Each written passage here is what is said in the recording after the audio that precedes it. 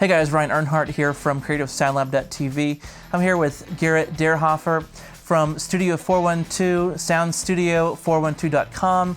We're just here kind of hanging out, doing some guitar tones. We've tried a few different amps, we've tried a couple different guitars, and we're just kind of talking shop about guitar tones, things I'm listening for, things to kind of, I don't know, just try yourself. So, hey, if you have a moment, we'd love to hang out with you and talk some shop about guitar tones.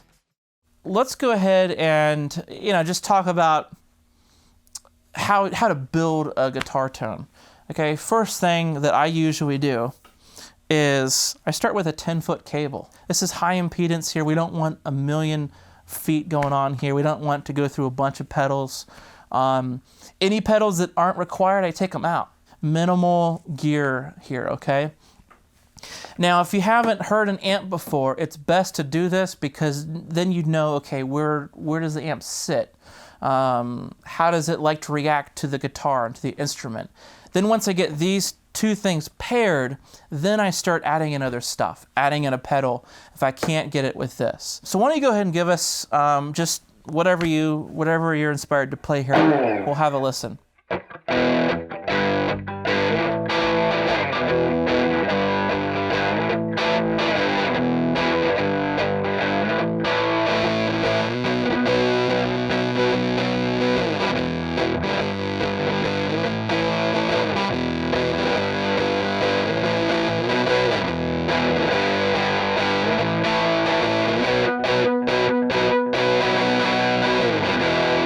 Okay, now let me switch the speaker on this.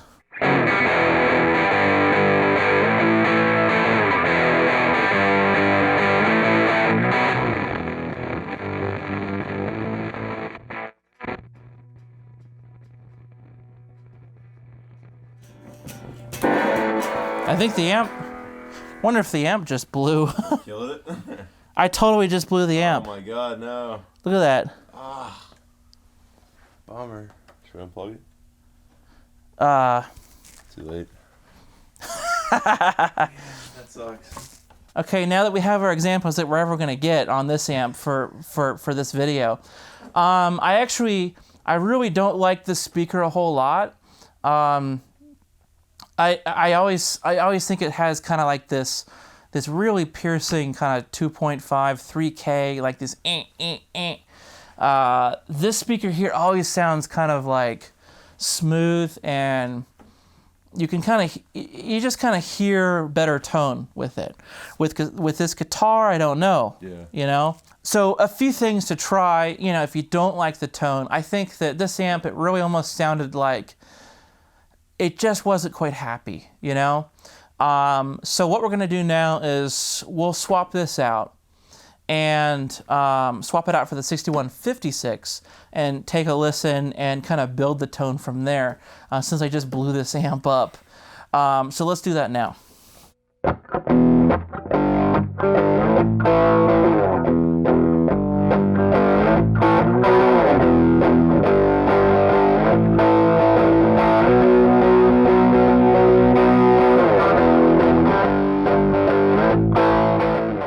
So this is the saddle, so we'll go all the way up to the neck.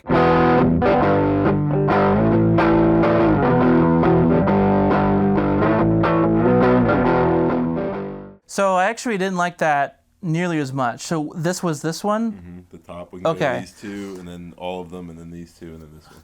There's 5 settings. Okay, show me the brightest, just the back there.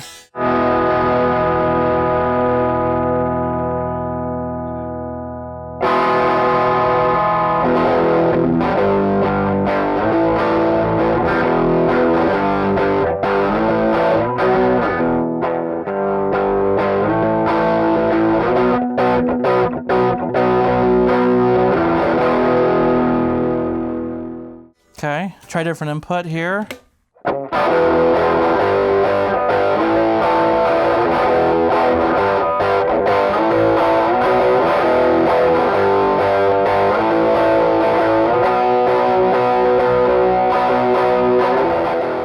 Okay, so I actually like that a lot. I mean, for this guitar, I know nothing about it. We can hear that, like, just a simple adjustment here goes a long way.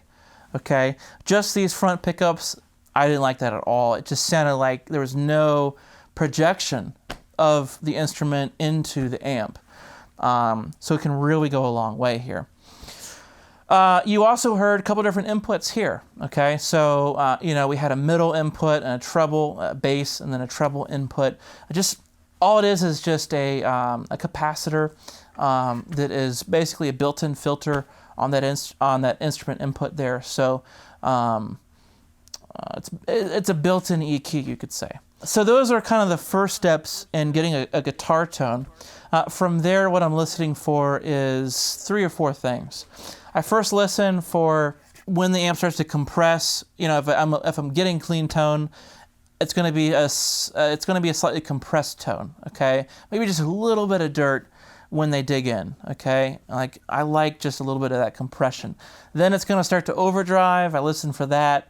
If I want clean, that means I've gone too far. Okay, so I back it down. Or if I want that little dirt, maybe when they hit the low notes or they dig in on the strings, then it'll overdrive here. Which do you back down, the amp volume or the guitar volume, or both? Well, what I do is I try to, if I don't have enough motion in the knob here, then I'll back down the guitar. Okay. Because I could tell that it was really hot going into the amp here. So I backed down the guitar, and then that enabled me to have the knob at about 50%. And then I could have a better feel for where the... Yeah, and also there's several things happening here too. You're pushing into the amp a lot of volume, and on a larger amp, we have, we can be driving the 12AX7 or we can be driving the 6V6. So depending on how you have your knob setting, depending on the topography of the amp, master volumes are not all equal. There's a different way to set the master volumes. So it's a complex subject I'm not going to butcher. There's different ways to drive different tubes. You could drive the outputs more than the preamp tube. Having hotter inputs from the guitar, you drive that 12AX7. So for me, I always just think of it as a balance. You drive some volume into the amp, and then you drive the rest of it with the fader, not the fader, but the knob here. That's cool. And then other things I look for is I feel the amp. So I want to be feeling the vibration, right? And then also the speaker. The speakers are going to be adding color to the sound as well. So we heard a little bit of that on the amp before it blew up, the 2 different speakers, and we could really hear that one speaker sounded actually kind of good with that guitar. They actually say that the best wines in the world are their absolute best right before they're going to go bad, or the best food or the cheese is the best right before it's going to go bad.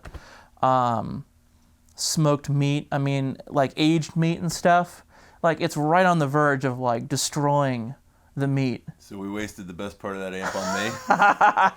Yeah, but we got it on video though. That's true. So and I have friends that say, my amp sounded amazing in the Transformer Blue, 2 hours. Blue, yeah. Yeah. So I've never actually heard that speaker on the right side actually sound good. Now it could have been your guitar, and it could have been just really slant. I don't know what, but above everything, yeah. But we can really hear that the speakers interacting with the amp. Okay, so it's several things here. The guitar interacting with the tube amp on the front end, but then the the output section, the transformer interacting with the load of the speaker. So I know I'm throwing a lot at you guys, but this is really kind of a crash. This is really kind of a crash course for dialing in an amp you never heard before. Things to listen for. A lot of this stuff was, it's pretty old. These are from the 60s. So a lot of the great tones can be found for under, $500, I would say. This amp might be a little more, but this amp back here that we blew up today was probably only a couple $100, maybe $3 to $5, I'd say. Cool. and you just got to take the time to find a good tech, and so it's not that expensive to repair, but they do happen where you have to get them fixed. So let me know if you have any questions. They'll be hanging out in the comments below.